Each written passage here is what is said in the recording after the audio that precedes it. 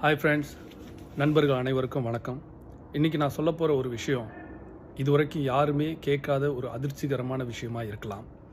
அதாவது திரு நரேந்திர மோடி அவர்கள் தமிழ்நாட்டுக்கு வந்திருக்காரு, கன்னியாகுமரிக்கு வந்திருக்காரு. எல்லாரும் அவர் தியானம் பண்ண வந்திருக்கேன்னு நம்ப வச்சுருக்காரு. ஆக்சுவலாக அவர் தியானம் பண்ண வரல. பல பேர் அவங்களுடைய கருத்துக்களை சொல்லிகிட்டு இருந்தாங்க, அவங்களுடைய இதெல்லாம் சொல்லிட்டு இருந்தாங்க. ஏன் இங்கே வந்தார், இவ்வளோ ஊருங்க இருக்கும்போது, இவ்வளோ இடங்கள் இருக்கும்போது ஏன் தமிழ்நாட்டுக்கு வரணும், அதுவும் இந்த இடத்துக்கு வரணும் அப்படின்ற மாதிரி. அதுக்கு முக்கியமான காரணம் ரெண்டே காரணம். ஒன்று, முக்கியமாக அவர் வரும்போது அவர் மட்டும் வரல, பல படைகளை கூட்டு வந்திருக்காரு. ஸோ அவர் ஒரு சர்க்கிள் ஒன்று போட்டு அந்த சர்க்கிளுக்குள்ளே அவர் இருக்கிற மாதிரியும், அவர் கூடவே கூட்டு வந்திருக்க சில டெக்னீஷியன்ஸும் உள்ளே இருப்பாங்க. அந்த தியானம் பண்ணுற இடத்துக்குள்ளே இருந்து அங்கேருந்து மேனிப்புலேட் பண்ணுறதுக்காக நம்ம இவிஎம் மிஷினை மேனிப்புலேட் பண்ணி, ஏன்னா பக்கத்துலேயே இருந்து அதை மேனிப்புலேட் பண்ணணும் அப்படின்றதுக்காக தான் இந்த பிளானு. ஆனால் மக்களை நம்ப வச்சு தியானம் பண்ணுறேன், நான் கடவுளை வேண்டுறேன், எனக்கு நல்ல இது வந்துரும்ன்ட்டு மக்களுடைய எண்ணங்களை வேறு மாதிரி தசை திருப்பி வேறு மாதிரி ப்ளே பண்ணுறதுக்காக தான் வந்திருக்காரு. அது மட்டும் இல்லை, இவங்களோட பிளான் என்ன அப்படின்னா, தமிழ்நாட்டில் இருக்கிற இது வரைக்கும் அவங்க வந்ததில்லை பெருசாக, ஆனால் தமிழ்நாட்டுக்கு வரணும், நம்ம டோட்டலாக ஜெயிக்கலைனாலும் பரவாயில்ல, மெஜாரிட்டி தமிழ்நாட்டில் எடுக்கணும் அப்படின்றதுக்காக இந்த வாட்டி பிளானை மாற்றிருக்காங்க.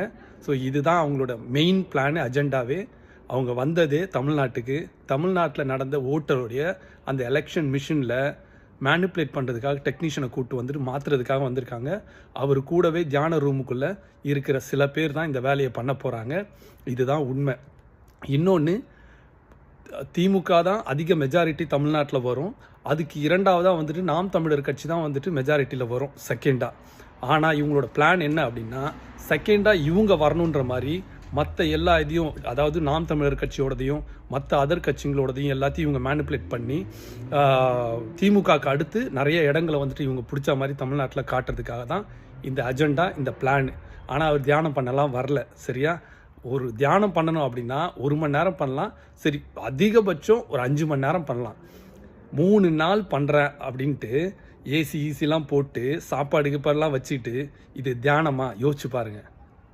மக்களை திசை திருப்பி நாளைக்கு நிறைய இடங்களில் ஜெயிச்சதுக்கப்புறம் பிஜேபி தமிழ்நாட்டில் அப்போ என்ன சொல்லுவார்னா, பத்தியா விவேகானந்தர் என்னை ஜெயிக்க வச்சுட்டாரு, கடவுள் என்னை ஜெயிக்க வச்சுட்டாரு, தமிழ்நாட்டில் நான் ஒரு இடம் கூட வரமாட்டேன்னு எல்லாரும் சொல்லிட்டு இருந்தாங்க, பாத்தியா கடவுள் இருக்காரு, கடவுள் என் கூட தான் இருக்காரு, நான் தான் கடவுள், நான் பண்ண தியானம் எனக்கு பளிச்சிருச்சு அப்படின்னு சொல்லி சப்பை கட்டி நம்ம எல்லாருக்கும் விபூதி அடிக்கிற வேலையை தான் இப்போ ஆரம்பிச்சிருக்காரு.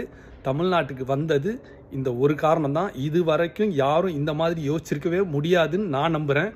ஏன்னா இதான் உண்மை. ஸோ அவங்க நினச்சிட்டு இருக்காங்க அவங்க மட்டும்தான் புத்திசாலின்னு சொல்லிட்டு. தயவு செய்து இந்த மாதிரி ஆங்கிளில் யோசிங்க, விழிச்சுக்கோங்க. அவர் வந்தது மேனிப்புலேட் பண்ணுறதுக்காக இவிஎம் மிஷினை. ஏன்னா அவ்வளோ தூரத்துலேருந்து ஒருவேளை இன்ஃப்ராரெட்டாக இருக்கலாம், இல்லை ஒருவேளை ப்ளூடூத்தாக இருக்கலாம், இல்லை ஒருவேளை வேறு ஏதாவது டெக்னாலஜியாக இருக்கலாம். ஸோ உள்ளுக்குள்ளே வச்ச மிஷின்ஸ் எல்லாமே தமிழ்நாட்டில் பக்கத்தில் இருந்தால் மட்டும்தான் ஆக்டிவேட் ஆகும், பக்கத்தில் இருந்தால் மட்டும்தான் மேனிப்புலேட் பண்ண முடியும், அதாவது மாற்ற முடியும், பதிவுகளை மாற்ற முடியும், ஓட்டு போட்ட பதிவுகளை மாற்ற முடியும் அப்படின்ற டெக்னாலஜி இருந்ததுன்னா அதை நியர்பை பக்கத்துலேயே இருந்து பண்ணால் மட்டும்தான் முடியும். அது தமிழ்நாட்டுக்குள்ளே பண்ணால் மட்டும்தான் முடியும். ஸோ இதுதான் அவங்களோட பிளான். தயவு செய்து விழிச்சுக்கோங்க.